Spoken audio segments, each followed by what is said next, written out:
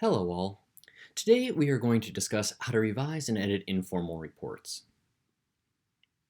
Specifically, we are going to gain an understanding of the difference between revising and editing, discuss how exactly to revise informal reports, and examine how to edit informal reports. Over the last several lectures, we worked our way through the writing process. We began with a discussion of pre-writing and how a consideration of purpose and audience can lay a strong foundation for a report. We then examined the writing stage of the writing process by analyzing the structure of informal reports and discussing how to compose strong business writing paragraphs. Having laid this foundation, we will now move on to the final stage of the writing process, revision and editing.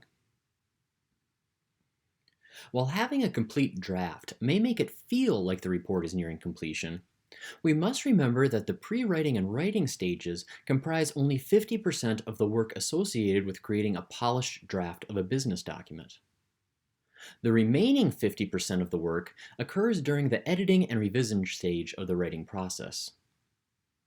Before examining how to revise and edit the informal report, we should first discuss the difference between revision and editing. One of the ways to describe the difference between revision and editing is to liken it to renovating a house. Revision is similar to tearing down walls, ripping up floors, and rebuilding them. This stage of the remodeling process involves a significant amount of work. The same is true for revising a report. Revising a document may involve deleting entire paragraphs that don't align with the report's purpose, or constructing entirely new paragraphs because we have not included necessary information. If we need to construct new paragraphs, this in turn may involve conducting additional research. We may also need to reorganize our paragraphs because the progression of our report is convoluted. In summation, revision involves foundational changes to a document. While we have tried to mitigate the need for dramatic changes by outlining our essay in the pre-writing stage, all essays will need revision regardless of how much planning has been done. We must be willing to complete this work. Editing, on the other hand, is similar to painting and decorating the rooms once they are finished. Within our report, editing will involve checking our formatting, word choices, and spelling and grammar. While these changes are smaller, they are no less important than major revisions. Regardless of how well structured or sourced a report is, the presence of informal wording or grammatical errors can completely destroy our credibility if they are not caught and changed before submission. Now that we understand the difference between revision and editing, let's discuss how to thoroughly revise the informal report. The most important step to revising a document is to create a reader-centered mindset. In order to adequately revise a document, we must step outside of ourselves and objectively examine the report in relation to the reader's needs. Since these needs change depending on the section of the report that we are examining, let's begin by discussing the introduction of a report. If we were the reader of this report, what kind of questions may we have that we would want answered within the introduction?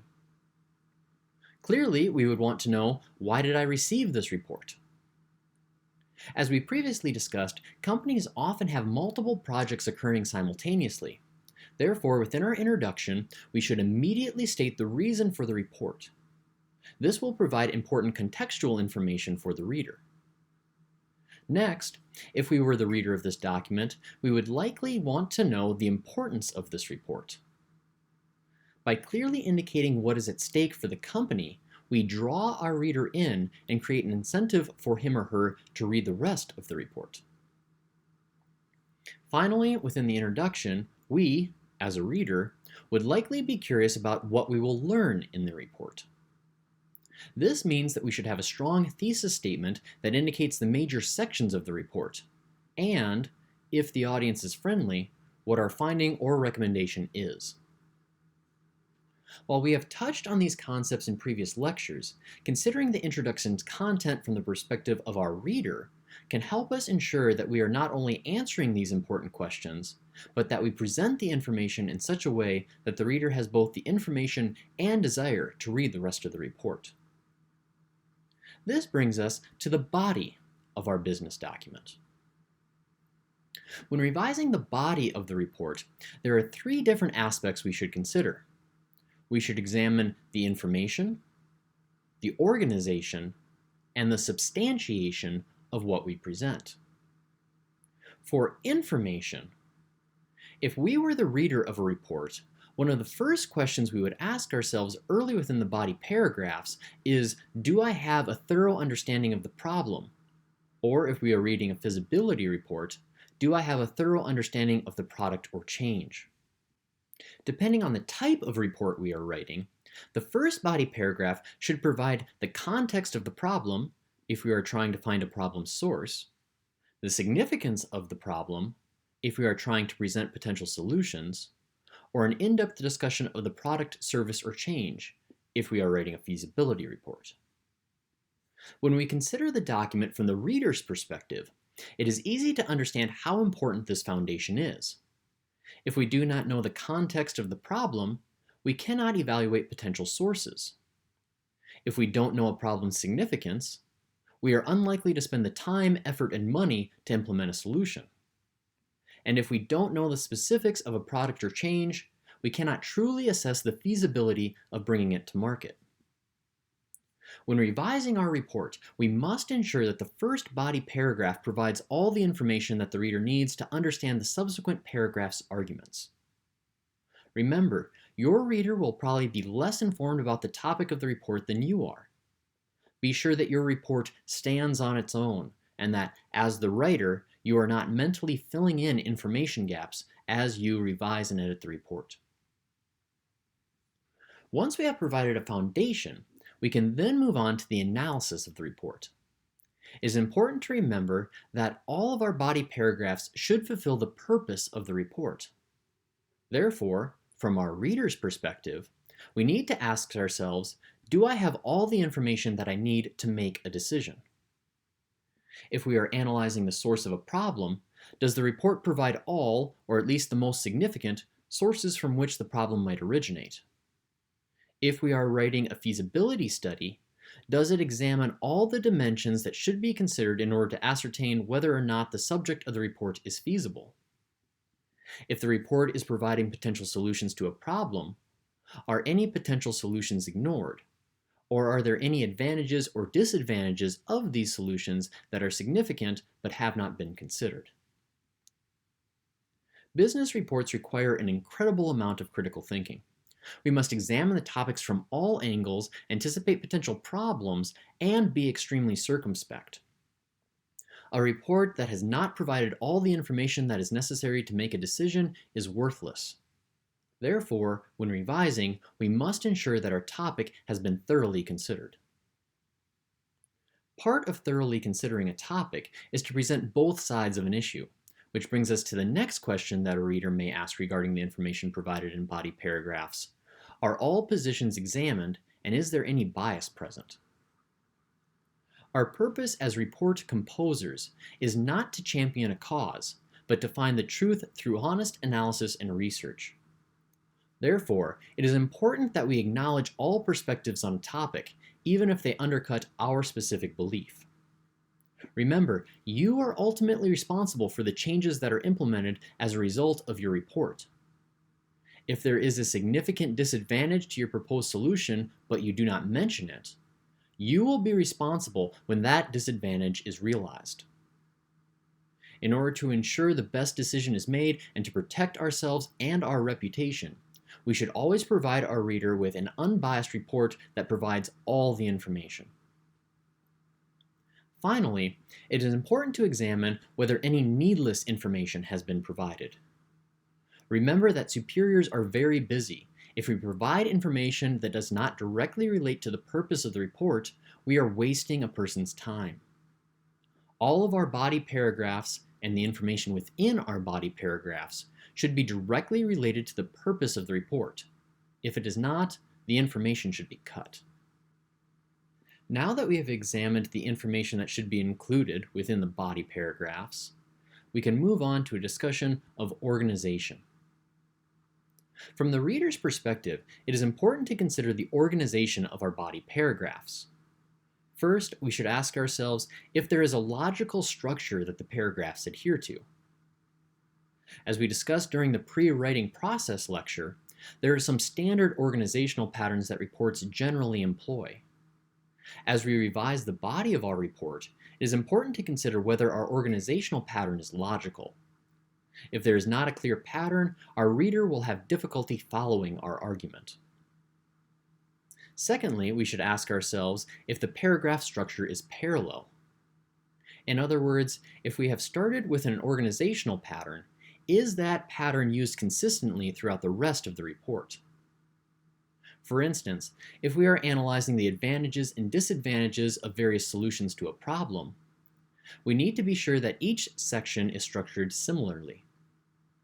If we present a potential problem within a paragraph, and then provide a paragraph analyzing the advantages of that solution, and another paragraph analyzing the disadvantages of that solution, we should employ this same structure for each of the subsequent sections. If we fail to structure the sections of our report in a parallel manner, it will confuse our reader and impair the comprehension of the document. Next, we should ensure that our body paragraphs build to the conclusion. When analyzing various options within a report, whether these are potential sources for a problem or potential solutions to a problem, we should always start with the least likely source or the worst potential solution. We will then end with the most likely or best. By beginning with the least likely source or the worst solution, we allow our report to build smoothly to its ultimate conclusion. Finally, once we have examined the organization of the body paragraphs themselves, we should then turn our attention to each individual body paragraph to ensure that they possess coherence and that they are structured properly. Remember that each paragraph should discuss a single topic. If the paragraph swerves or discusses another topic, this can create confusion. One way to assess the coherence of a paragraph is to compare its conclusion and its topic sentence. If both of these sentences examine the same topic, it is likely that the paragraph possesses coherence. We should also be sure that our paragraphs are structured properly. They should begin with a strong specific topic sentence, provide evidence, analyze and apply that evidence to the specific situation of the report, provide additional evidence and analysis if needed, and finally conclude the paragraph. Remember, we should never have evidence within our topic sentence or our concluding sentence. Next to the information that a report provides, the organization of the report is the most important element to consider. If we are not presenting our information in an organized manner, our reader will be unable to understand our report or our conclusion. This brings us to the final aspect of revising the body of reports, substantiation, or the use of evidence. Within the revision stage, there are two questions that we should consider from the reader's perspective. First, as the reader, we should ask ourselves, do I feel like I have been provided with enough evidence, or are the author's claims unsupported? Important decisions are made based off of the findings and recommendations of reports. Therefore, we must be sure that we are providing relevant information within our paragraphs. We can determine whether our evidence is relevant or not by reading the quotation or paraphrase of the paragraph, inserting the word therefore, and then reading the topic sentence. If this progression makes sense, the evidence is likely relevant. If this progression does not make sense, the evidence is likely irrelevant and new information should be found and incorporated. In addition to ensuring the relevance of our evidence, we should also examine whether or not we have provided enough evidence to substantiate our claims. If the purpose of our paragraph is to present information and information alone, then a single citation within the paragraph may be adequate.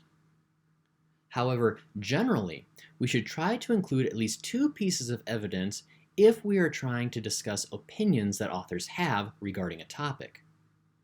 These two pieces of evidence should be from two different sources. By providing multiple pieces of evidence from different sources, we can show that there is a broad range of support for the conclusions that we are drawing. This lends our report even more credibility. The second question we should ask ourselves regarding evidence is, do I feel like the evidence has been applied to the specific situation that the report is examining? Remember that outside evidence will never directly relate to the specific situation you are dealing with in your report. Your evidence always needs to be analyzed and applied. Be sure to include this analysis after each use of evidence. One method that can help a person examine the use of evidence is highlighting. If we highlight all of the quotations and all of the paraphrases within our paragraphs, we can quickly assess whether or not we have provided enough evidence and whether or not we have provided enough analysis. If a paragraph has no highlighting or a single instance of highlighting, we are likely not providing enough evidence within that paragraph to support its claims. Conversely, if a paragraph has a significant amount of highlighting, for instance more than 25%, it is a good indication that we may not be analyzing and applying our evidence to our specific situation. Without the proper use of evidence, our report is nothing more than our opinions. We must be sure that we are using evidence to substantiate all the claims that we make within the report. By examining the information, organization, and substantiation of the body of our report, we can ensure that the final document is clear and persuasive. This brings us to the final section of the report, the recommendation or conclusion. For the concluding section of the report, we should ask ourselves, does the last paragraph provide a clear recommendation or finding?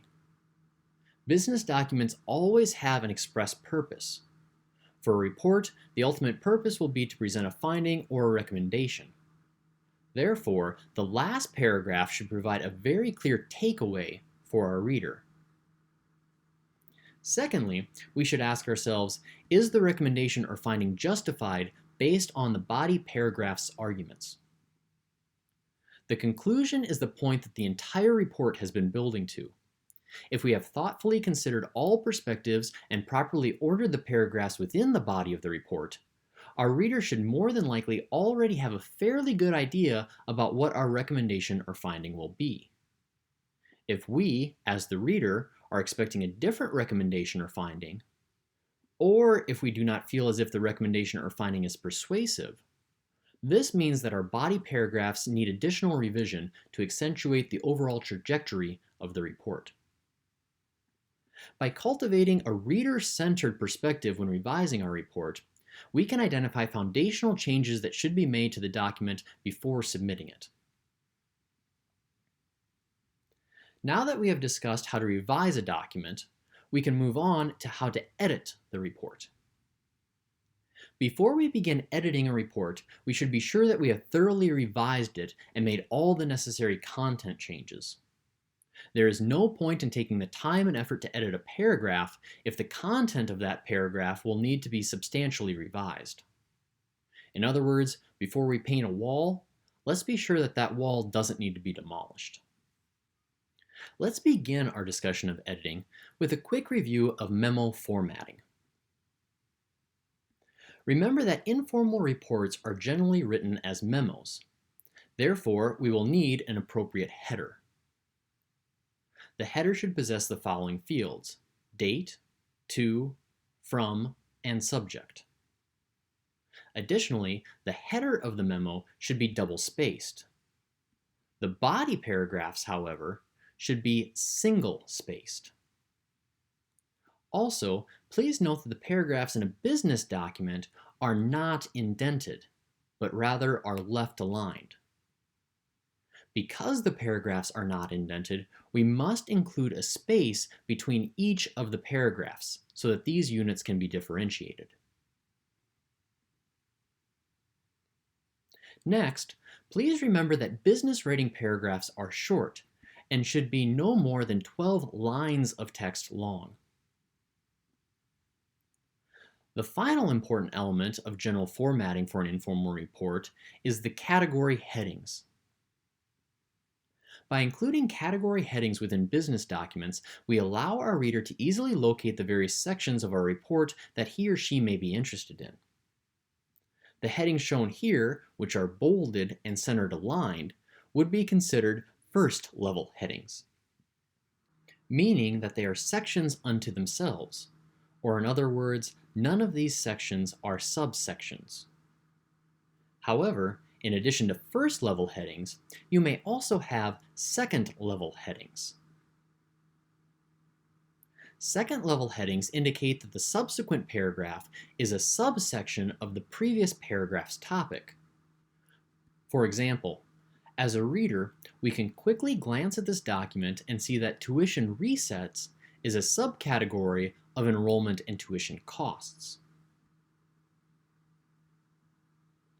As we edit our report, we should be sure that we are locating our category headings properly so that they accurately reflect the structure of the report. Now that we have examined how to edit the general formatting of the report, let's discuss how to edit our use of evidence. Before submitting a report, we should double-check our use of evidence throughout the document.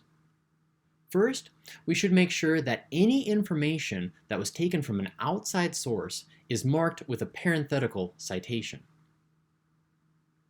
If we do not indicate all the words or ideas that were taken from outside sources and included in our report, we can be charged with plagiarism. If found to be true, the charge of plagiarism can have severe consequences for our academic and professional careers.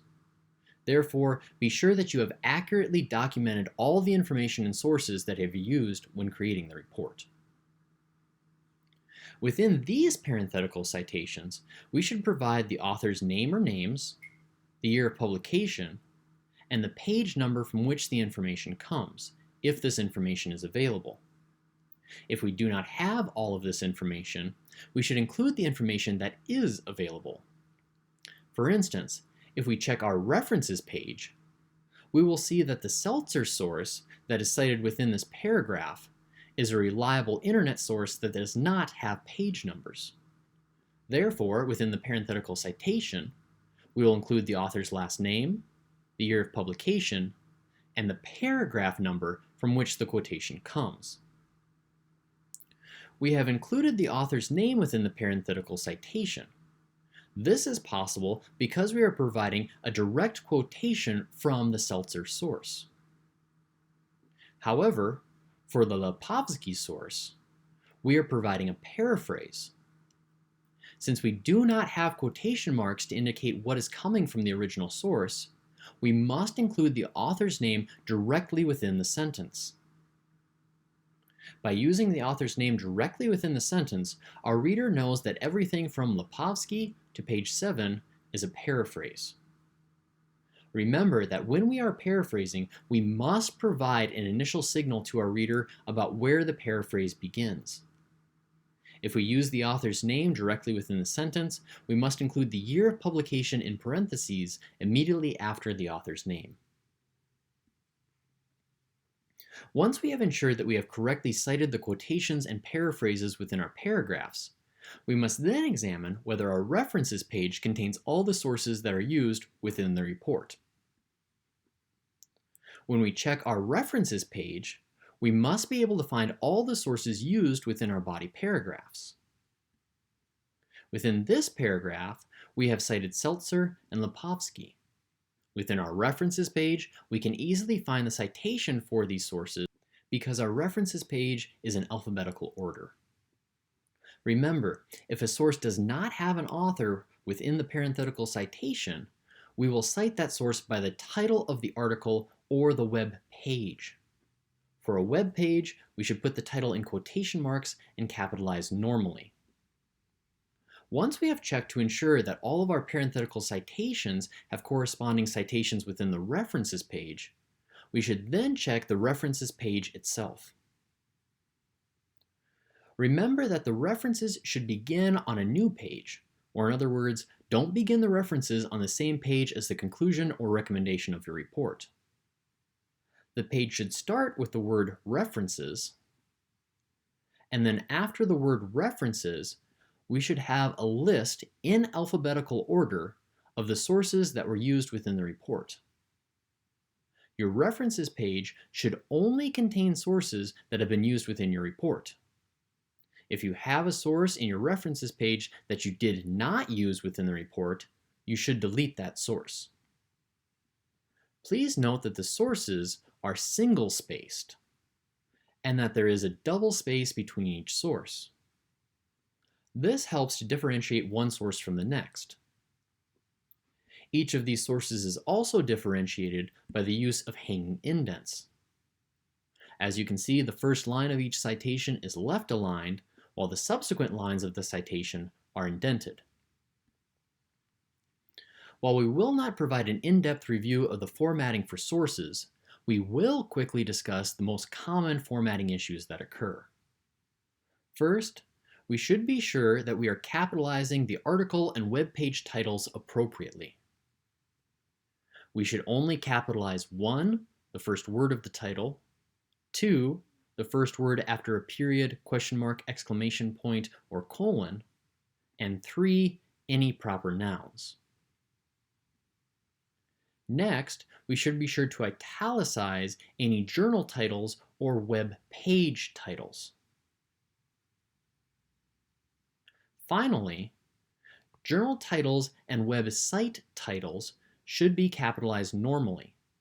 That is, you will capitalize all important words, but leave conjunctions, prepositions, and articles, like an and the, lowercase, unless they are the first word of the title or the first word after a period, question mark, exclamation point, or colon.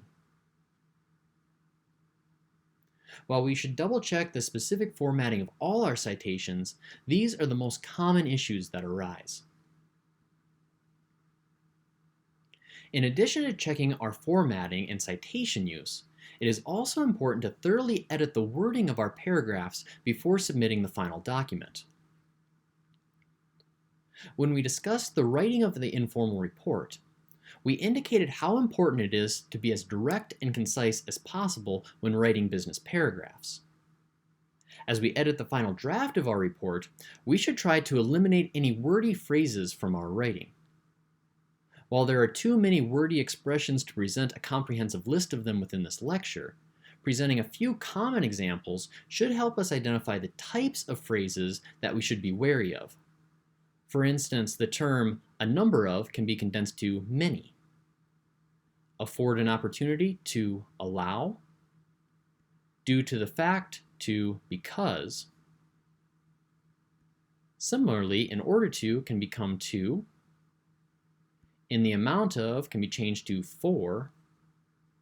And "in the event of" can be condensed to "if." There are countless phrases that can be condensed. If you would like a more comprehensive list, merely Google wordy phrases and you will find many web pages dedicated to the topic. One other common word that makes sentences longer than they need to be is the word there, T-H-E-R-E. When we use there within a sentence, we can generally make the sentence more concise by rewriting it without that specific word. In addition to making sure that our writing is as concise as possible, it is also important to cultivate formality within reports. We can accomplish this by deleting contractions and avoiding slang and informal words. Finally, the last step of the editing process is to thoroughly examine our grammar and spelling for any mistakes. Grammatical and spelling errors are a mark of unprofessionalism. If we do not know where a comma goes or how to spell a word, we lose all credibility when it comes to more important analysis, such as the findings and recommendations of our reports. While the revision and editing process is often viewed as a quick final check, in reality, this process is very time-intensive and comprises around 50% of the writing process. In order to ensure that the document we are producing is applicable, reliable, and well written, we must spend time and effort revising and editing our report.